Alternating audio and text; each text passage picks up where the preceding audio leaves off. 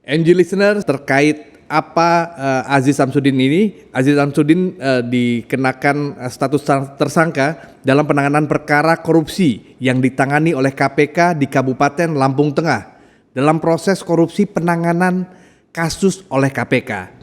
Dan KPK kemudian menduga Aziz memberikan suap kepada mantan penyidik KPK Stefanus Robin Patuju senilai 3,1 miliar rupiah. Nah, ini menarik. Kita langsung akan sapa Bang Nuim Hayat.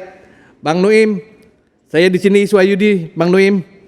Selamat pagi, apa kabar? Selamat berjumpa di udara. Iya, Bang Nuim. Nah, ini kita kembali dikejutkan oleh penangkapan wakil ketua DPR. Ini jabatannya bukan jabatan yang ecek-ecek lah, kaleng-kaleng lah bisa dibilang kayak gitu. Wakil ketua DPR. Bukan sembarangan. Betul sekali. Yang akhirnya saat ini kembali harus berbaju oranye atau berompi orange ditangkap oleh KPK karena dugaan kasus korupsi. Kita juga pernah tahu bahwa sejumlah pimpinan DPR pernah juga ditangkap. Ada Pak Setia Novanto, kemudian ada Pak Taufik. Seperti apa tanggapannya, Mas Pak Nuim? Ini kan aneh bin ajaib ya, Iswayudi. Bagaimana tidak aneh bin ajaib? Ini seorang wakil ketua DPR. Kita ini kan negara keempat terbesar di dunia setelah Cina, India, Amerika Serikat, Indonesia. Kita ini negara yang berpancasila, ketuhanan yang Maha Esa, keadilan, keberadaban dan lain sebagainya.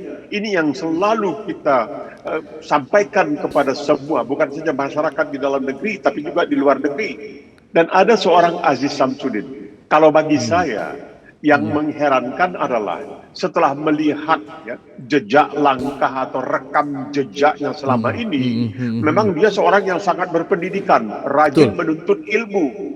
Tapi kalau memang nanti sampai dia dihukum karena memang terbukti bersalah, maka ini menunjukkan ilmu saja tanpa iman memang tidak ada gunanya. Ilmu tanpa iman tidak ada gunanya. Percuma. Ilmu dipakai hanya untuk barangkali menilap rakyat, mengelabui rakyat. Karena begini, yang namanya Aziz Samsudin ini, kalau kita lihat riwayatnya seperti yang telah diungkapkan oleh media di Indonesia, dia ini bukan pertama kali ini saja disangka, tapi tidak sampai kemudian disidik dan dijadikan tersangka, tapi disangka atau diduga bahwa dia ikut berperan di dalam kasus Nazarudin. Kasus Nazarudin ini luar biasa. Ini pemberiannya bagi-baginya ini, waduh, geces kita. 500.000 US dollar ke sini. Kemudian dia masuk dalam anggota tim Mawar. Nah, tim Mawar ini adalah sejumlah anggota DPR yang berjuang mati-matian untuk melakukan revisi terhadap undang-undang KPK.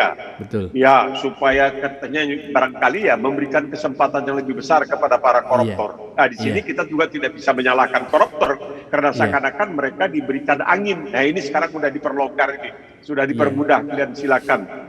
Jadi kemudian dia disebut juga dalam kasus korupsi simulator SIM. SIM ini izin untuk mengendarai mobil Surat izin mengendarai mobil ini yang melibatkan seorang jenderal polisi, Joko Susilo, yang kemudian masuk penjara. Dia kabarnya ditengarai, tapi tidak terbukti.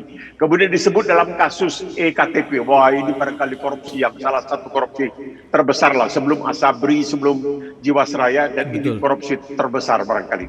Kita tahu kan Setia Novanto masuk karena persoalan EKTP. Masalahnya, bagaimana seorang ketua DPR Setia Novanto, kemudian sekarang Aziz Samsudin, ini menunjukkan KPK DPR kita ini bagaimana? Apakah mereka tidak memegang amanat rakyat disebut EKTP? Dia juga dikatakan dekat dengan Setia Novanto. Kemudian dia dalam kasus Joko Chandra, kasus Red Notice Joko Chandra juga dikatakan barangkali ikut juga terlibat di situ. Jadi terlalu banyak kasus. Bagaimana bisa dia berani untuk ikut-ikutan dalam persoalan yang sekarang menjeratnya? Dan akhirnya alhamdulillah kalau memang dia nanti terbukti itu kita mengatakan Iya, syukur alhamdulillah. akhirnya kejeblos juga ya Pak Bang ya. Ya, sepandai-pandainya kata orang kan. Iya. Kemarin ini saya mengatakan kepada seseorang, dia mengatakan sepandai-pandainya tupai melompat sesekali jatuh juga. Saya katakan tidak. Bahasa Indonesia mengatakan sepandai-pandainya tupai melompat sesekali gawal juga, artinya gagal dan sebagainya. Kalau kita menggunakan tupai, kalau orang Inggris menggunakan tikus. Katanya rencana tikus rencana tikus dan manusia yang terbaik bisa juga gawal, bisa juga rusak. Nah ini sekarang dia. Tapi begini, Ismail, aku lihatnya begini. Mereka yang kadang-kadang dipakaikan rompi oranye senyum pula dia. Wah iya, nanti disorot di televisi senyum pula dia. Seakan-akan. Jadi ada yang nggak ada aura jerah gitu ya Bang Nuim ya. Malu. Iya, malu, apalagi malu, jerah aja nggak ada, Bang. Orang Inggris ini, malu itu penting. Orang Inggris ada satu istilah dalam bahasa Inggris. Seseorang yang masih bisa merah padam mukanya, itu masih punya budi pekerti dalam dirinya.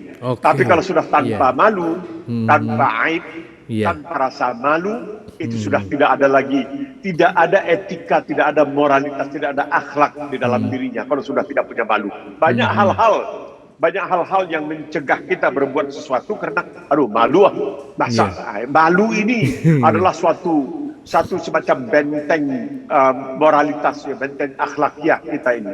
Dan orang-orang yang tidak punya rasa malu ini memang sudah tidak ada budi pekertinya lagi. Kalau dia sudah tidak ada budi pekerti, ya dia sudah sangat-sangat jelek. Ini barangkali yang dikatakan menjadikan manusia itu dari yang terbaik menjadi yang terburuk. Ini dia. Kalau kita lihat dari perjalanan Aziz Samsudin ini sampai wakil ketua DPR, itu kan dia juga sempat jadi ketua Komisi 3, Komisi Hukum DPR.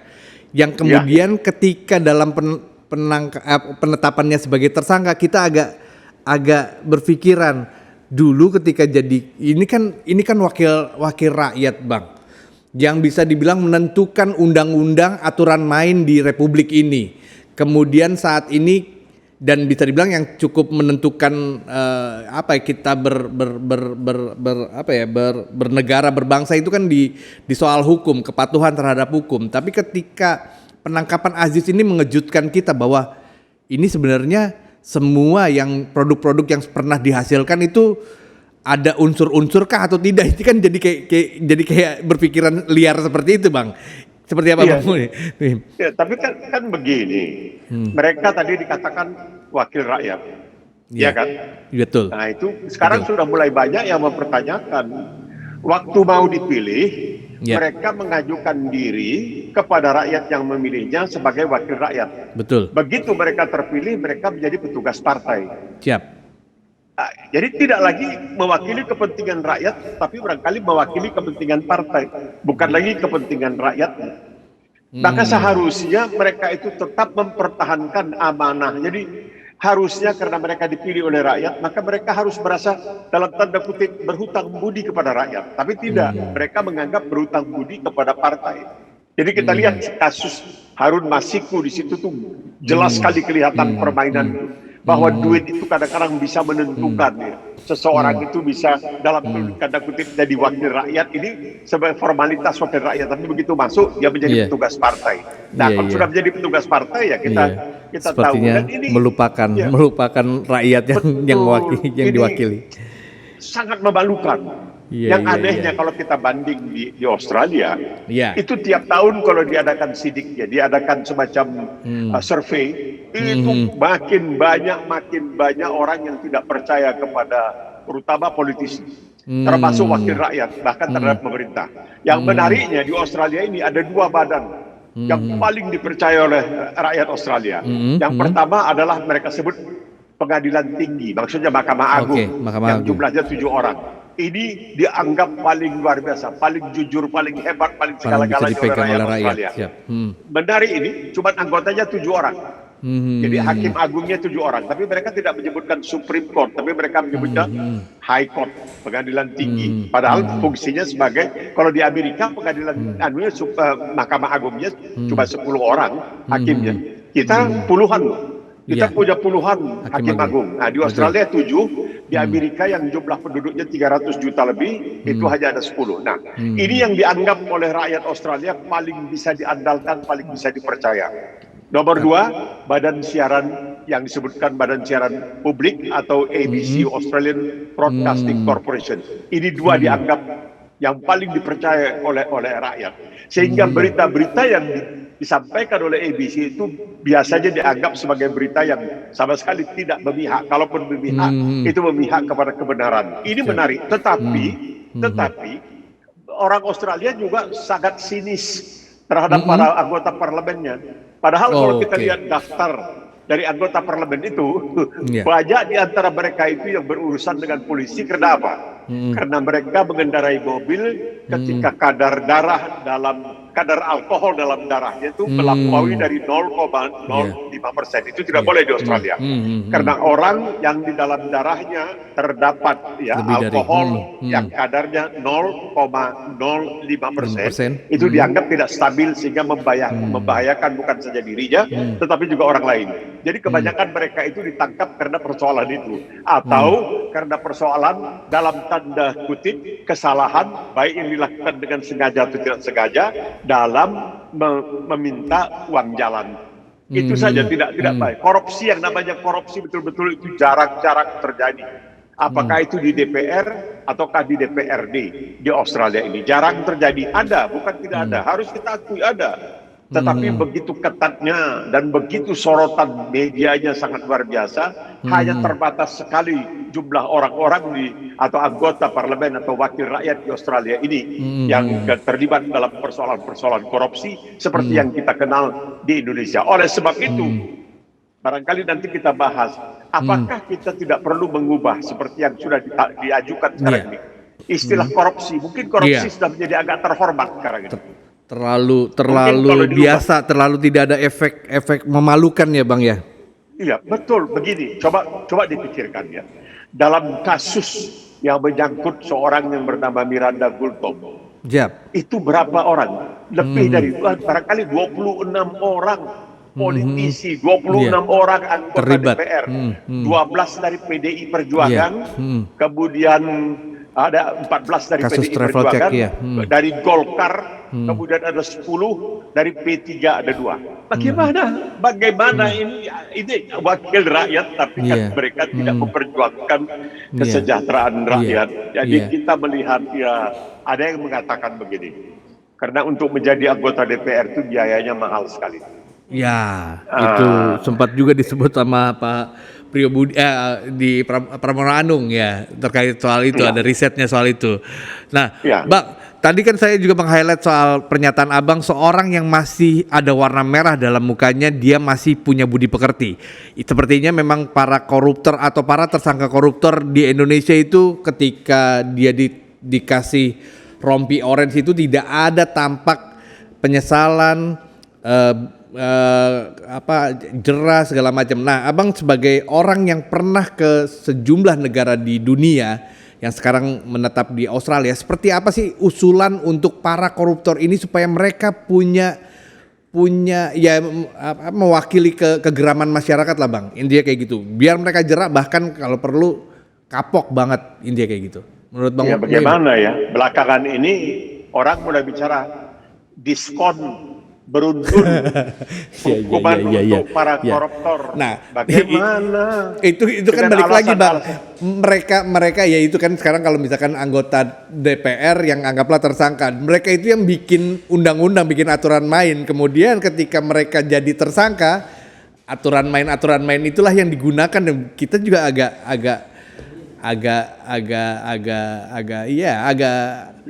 cuma bisa mengelus dada mungkin ya Bang ya. Iya, ini kan karena jadi semacam ini bukan yang harus diberesi, bukan hanya DPR-nya saja, tetapi peradilannya juga begitu. Iya. Misalnya kita lihat dalam satu kasus kriminal pidana penyerangan terhadap seorang bernama Novel Baswedan disiram. Jaksa bilang tidak sengaja Pak Hakim. Iya. Jaksa bagaimana? Jaksanya menjadi pembela yang pelaku kejahatan. Bagaimana ini kan ada semacam masalah besar yang dihadapi oleh bangsa Indonesia ketika peradilannya sudah tidak lagi bisa diandalkan, ketika hakim-hakimnya melakukan hal-hal yang tidak mencerminkan rasa keadilan masyarakat. Saya ditanya sering, ini apa sih Australia, Inggris, Amerika, Kanada, Selandia Baru ini? Apa sih kok pakai sistem juri? Juri itu kan orang-orang buta hukum. Betul. Yang netral. 12 orang buta hukum. Mereka tuh tidak ngerti hukum. Lalu mereka tuh anggota masyarakat biasa. Lalu mereka mendengarkan tuduhan dan pembelaan. Mulai rasa keadilan mereka yang mencuat ke atas. Rasa keadilan masyarakat. Jadi pengadilan itu harus mencerminkan rasa keadilan masyarakat. Jadi di sini dalam bahasa Inggris selalu dikatakan dia diadili oleh orang-orang sebayanya. Artinya orang-orang biasa yang melihat, ini tidak benar nih. Sistem seperti ini tidak benar. Karena ini melanggar rasa keadilan masyarakat. Jadi bukan hanya rasa keadilan yang ada dalam kitab undang-undang hukum pidana atau hukum perdata, tetapi rasa keadilan masyarakat. Ini penting sekali. Jadi kita sebagai seorang warga negara Indonesia yang merupakan masih bagian dari anggota masyarakat Indonesia, tidak melihat itu sebagai suatu keadilan, karena ada tukang jual bubur yang bisa dijerat dengan hukuman sampai jutaan rupiah karena mungkin menyalahi prokes. Tapi ada orang-orang yang berkedudukan tinggi melakukan pelanggaran prokes terang-terangan, senyum-senyum saja, malahan diberi fasilitasi. Ini tidak benar. Dia harus mencerminkan rasa keadilan masyarakat. Itulah yang dipentingkan dari sistem juri. Dari sistem juri yang berlaku di Inggris, berlaku di Selandia Baru, di Kanada, di Amerika, dan juga di Australia. Orang di Indonesia dulu sering bertanya kepada saya, waktu saya masih menjadi broadcaster, gimana sih masa seseorang itu diadili oleh orang-orang biasa? Nggak paham apa-apa menurut orang ya, tapi sebenarnya itu malah mewakili. Ada rasa keadilan. Betul. Ada rasa keadilan. Sedemikian rupa sehingga jabatan hakim itu, saya pernah membaca sebuah buku ditulis seorang bernama Sadakat Adri. Orang ini ayahnya Muslim, ibunya orang Finlandia. Dia lulusan Fakultas Hukum Universitas Harvard di Amerika Serikat. Ini universitas tertua di Amerika dan sering terpilih sebagai universitas terbaik di dunia. Dalam bukunya mengenai sejarah hukum syariah, dia mengatakan antara lain, ada kalanya di masa khilafah dahulu, orang-orang yang dicalonkan untuk menjadi hakim itu dengan sengaja menusuk biji matanya dengan jarum supaya buta, agar dia jangan sampai terpilih sebagai hakim. Kenapa? Karena beratnya beban sebagai seorang hakim.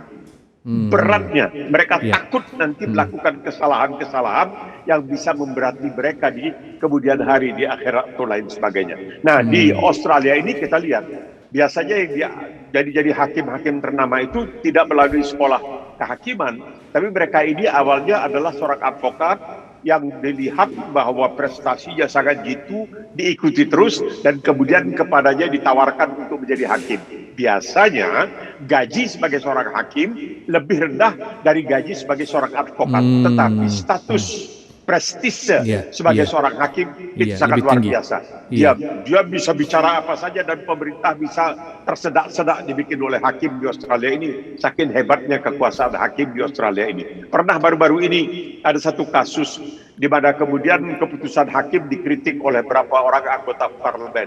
Langsung dipanggil menghadap hakim, minta maaf, bikin secara tertulis, minta maaf. Lain kali tidak akan mengatakan hal-hal yang bisa mencembarkan dan mengurangi hormat orang, dan keyakinan, kepercayaan orang kepada hakim di Australia ini. Begitu tingginya kedudukan hakim sehingga mereka bersedia untuk mengorbankan pendapatan sebagai advokat yang jauh lebih besar daripada seorang hakim demi prestasi dan prestise sebagai seorang hakim.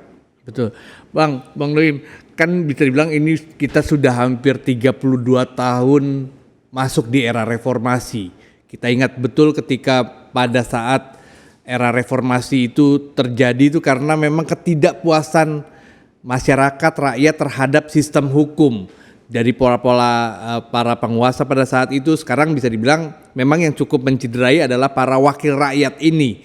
Nah, seperti apa kalau misalkan kita ya berharaplah bahwa kita di era reformasi ini bisa menghasilkan para wakil rakyat yang bisa dibilang punya integritas, punya kualitas yang bisa dibilang cukup baik menurut Abang yang punya pengalaman di beberapa negara, Bang. Ya, itulah jadi perasaan malu ini kan, tapi nampaknya tidak ada perasaan malu. Bahkan nanti setelah keluar dari penjara, mencalonkan diri lagi untuk menjadi, jangan-jangan keluar disambut meriah oleh keluarga mungkin ya. Itu bukan saja keluarga, kalau keluarga ya sudah wajar lah. Tapi sangat membantu pendukungnya sebenarnya. Jadi kalau menurut hemat saya itu bisanya adalah bagaimana diungkapkan dan dipermalukan. Apa boleh buat? Apa boleh buat? Mereka harus dipermalukan supaya mereka tidak lagi melakukan hal-hal yang seperti itu. Ini persoalan keadilan ini bukan persoalan yang tanggung-tanggung. Ini persoalan yang sangat penting artinya di dalam kehidupan bermasyarakat. Tanpa adanya keadilan kita tidak aman.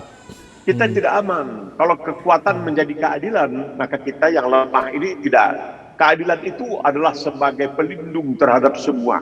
Pelindung terhadap semua, baik yang kuat maupun yang lemah, terutama yang lemah. Oleh sebab itu, kalau kita misalnya sekarang ini pergi ke Universitas Harvard yang saya sebutkan tadi di Amerika Serikat, universitas tertua di Amerika dan selalu terpilih sebagai universitas terbaik di dunia, itu di gerbang pintu masuk fakultas hukumnya ada kutipan antara lain dari surat An-Nisa yang mengatakan, wahai orang-orang yang beriman, ya ayyuhalladzina amanu kunu qawwamina bil qisti syuhada'a lillahi walau ala anfusikum. Wahai orang-orang yang beriman, dalam persoalan keadilan kamu harus bersedia memberikan kesaksian yang akan memberatkan diri kamu sendiri, memberatkan kedua orang tua kamu.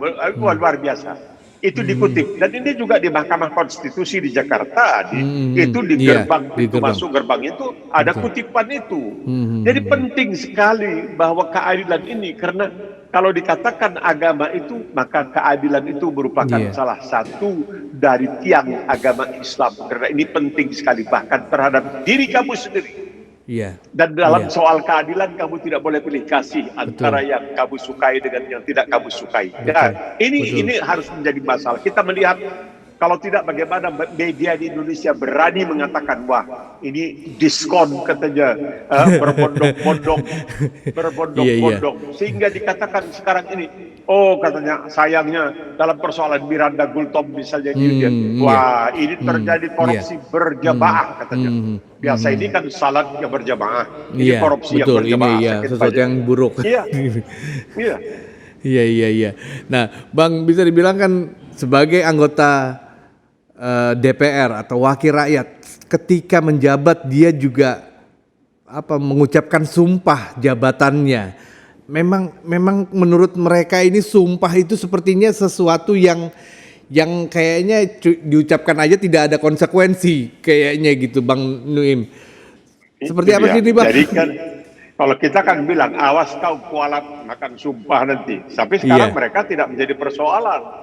Kalau waktu bersumpah itu kelihatannya iya sekali, wah luar biasa khusyuk dan bersumpah atas nama Allah, atas nama agamanya yang dia. Intinya ini kayak mereka tidak berpegangan pada bahwa apa yang mereka ucapkan itu ada pertanggungjawabannya menurut Abang. Tidak ada. Jadi itu hanya sebagai persyaratan yang mereka tidak anggap sama sekali. Habis itu ya mereka lakukan apa yang mereka sukai. Kan sudah dikatakan itu misalnya ya satu hal mengenai revisi undang-undang KPK. Itu juga barangkali pemerintah dalam hal ini presiden sendiri pun harusnya bertindak lebih tegas. Karena itu tidak masuk dalam prolegnas. Program legislatif nasional. Maka seharusnya tidak boleh dibicarakan pada waktu itu. Tidak boleh, tapi dipaksakan begitu saja pada akhir masa sidang tahun berapa itu? 2020. Bagaimana bisa diterima? Bagaimana dilangkahi? Tidak ada yang kebal, tidak ada yang berada di atas hukum. Hukum itu tidak memberikan prioritas kepada yang berada di atas maupun yang berada di bawah. Jadi kalau meminjam istilah dalam Islam, ini yang dikatakan Rasulullah SAW. Kalau anakku yang begitu aku sayangi, ya mencuri, aku kerat tangannya, aku potong tangannya, selesai. Nah, sebab dia tidak boleh pandang bulu. Nah, ini yang terjadi. Jadi ketika mereka melihat, kemudian terbetik berita Oh, si Anu karena kedudukannya sebagai seorang yang sempat pernah pendudukan tinggi, walaupun dia masuk di lembaga pemasyarakatan, tapi dia tuh bisa makan keluar ke Bandung, ke sini, ke sana, tuh bisa keluar seenaknya. Lah, apalagi kan maksudnya masuk di dalam lembaga pemasyarakatan itu untuk menjerahkan, membuat orang taubatan nasuha. Begitulah kira-kira taubat setobat-tobatnya. Karena begini, orang yang kehilangan kemerdekaan bergerak, kebebasan bergerak seperti sekarang ini di Australia, bahwa lockdown yang terjadi di Australia ini ternyata punya dampak yang sangat negatif terhadap bahkan anak-anak, karena mereka tidak bisa keluar. Jadi rupanya manusia itu kalau terkurung itu betul-betul kehilangan, ya, betul-betul pegangan, dan dia menjadi betul-betul orang yang sangat susah, sangat risau, sangat gundah gulana dan lain sebagainya. Tapi kalau dia bisa keluar malam, bagaimana? Bagaimana kita mau mengatakan kita dalam hidup ini selama ini mengikuti, jarang-jarang itu ada negara yang begitu suka menyebutkan dirinya kita negara hukum, kita negara seperti di Indonesia. Dulu kalau aku misalnya wawancara dengan Profesor Zahid Tapi, kalau kita bicara soal negara hukum, dia ketawa setengah mati. Dia ketawa setengah mati. Saudara dibohongin, katanya. Saudara dibohongin, katanya. Dia suka mengatakan. Jadi ini bagaimana ini sekarang ini di Australia yang kita ketahui bahwa parlemennya begitu terbuka dan lain sebagainya, dan seperti aku katakan tadi bahwa anggota-anggota parlemen yang ditangkap itu biasanya bawa mobil padahal dia sudah minum alkohol dan lain sebagainya. Ada penipuan, ada.